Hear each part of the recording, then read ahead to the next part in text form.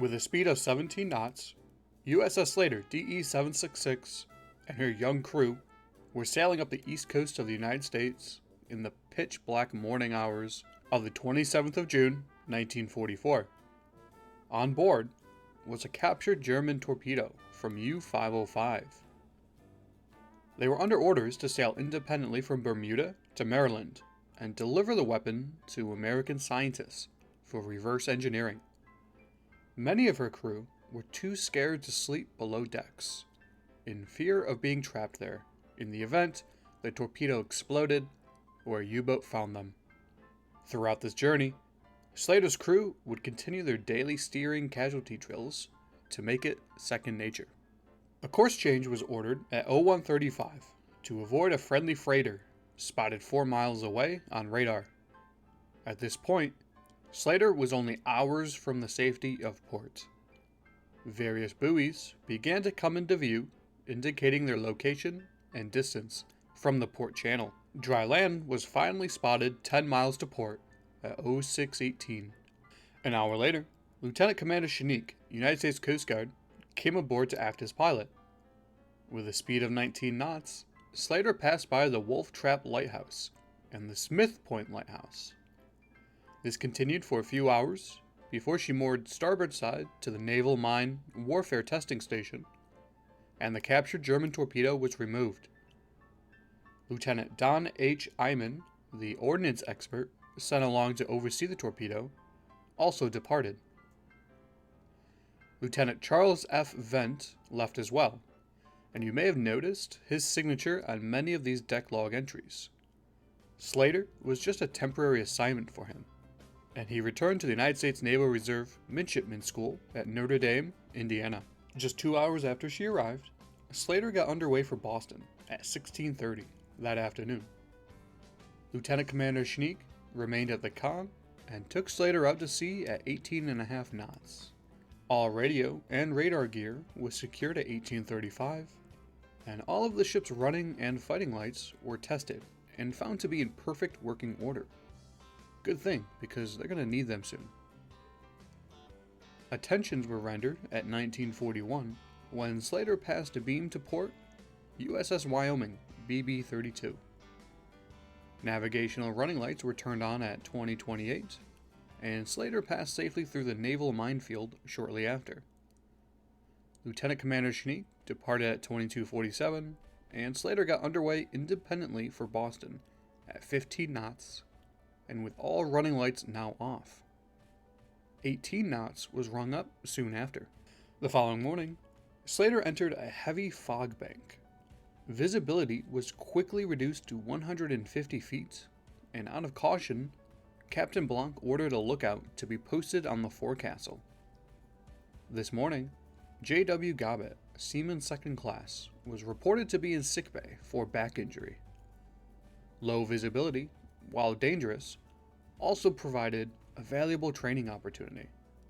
After steering took control of the ship multiple times this day, at 11:34, a single depth charge was dropped from the starboard rack for testing. A lighter-than-air blimp was visually spotted at 12:20 and challenged, and they replied with the correct reply. General Quarters was sounded at 13:57 to conduct a structural test of the vessel. A pattern of 13 Mark IX depth charges were released and set to 50 feet. No leaks were discovered, and following this, an anti-aircraft drill was conducted. 2 rounds of 3-inch 50 caliber AA Common were expended, and the 20mm crews were directed to target the airburst of those rounds. They ultimately expended 436 rounds. Later that afternoon, a course change was ordered to avoid a merchant vessel. An hour and a half later, General Quarters was sounded, and Slater overtook another merchant vessel. Her motor whaleboat was lowered with Lieutenant D.P. Butler in command to retrieve a radio message from the British ship SS Glacier Park. Once Lieutenant Butler and his party returned, Slater resumed her voyage to Boston. That night, a heavy fog set in once again, and 2 extra lookouts were posted in the eyes of the ship, the Combat Information Center. At 23:10, Slater's fog whistle was triggered,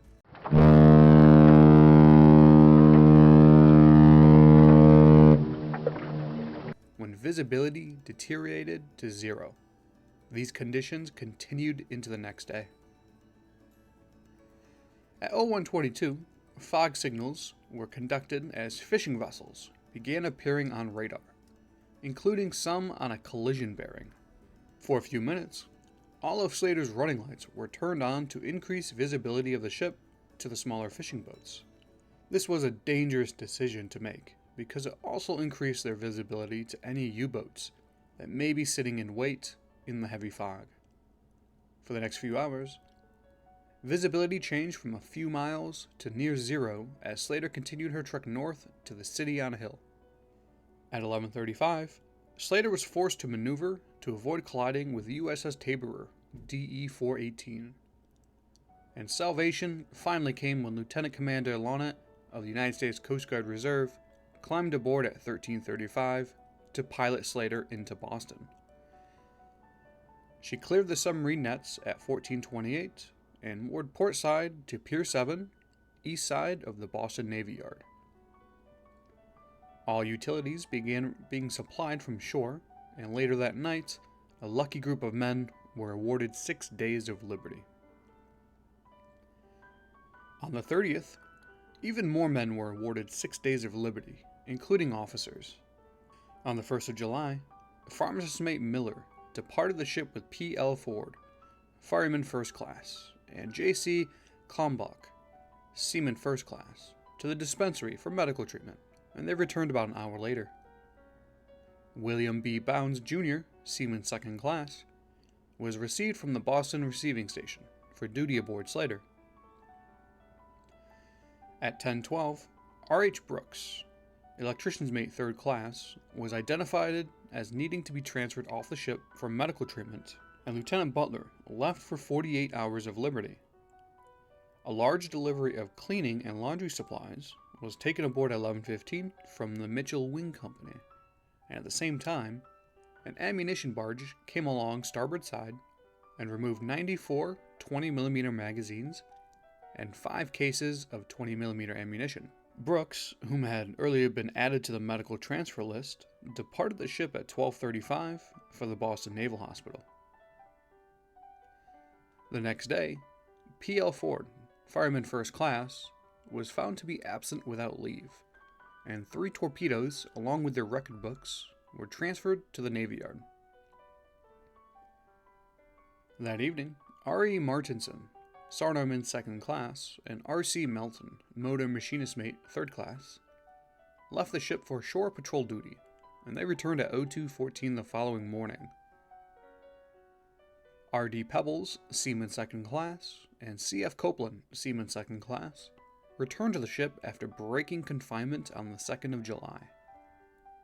More sailors departed the ship for liberty and firefighter school, while others returned.